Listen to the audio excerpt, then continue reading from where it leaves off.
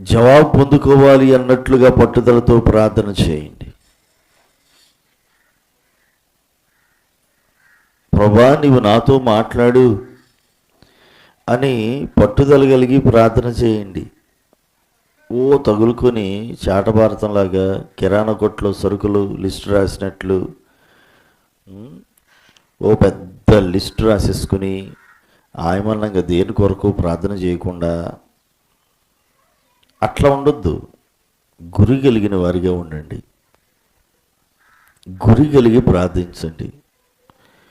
దేవుని యొద్ద నుంచి ఒక సమాధానం పొందుకునేటట్లుగా మీరు ప్రార్థన చేయాలి.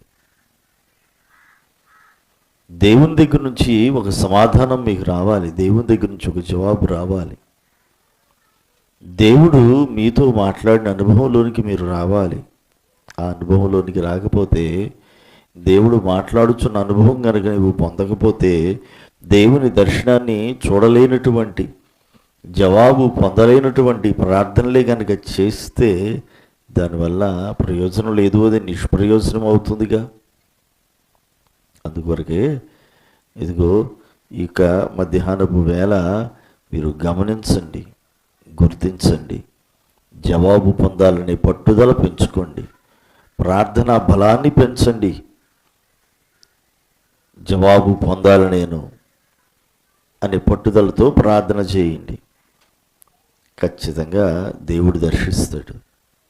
నిశ్చయంగా దైవిక దర్శనాన్ని మీరు చూడగలుగుతారు.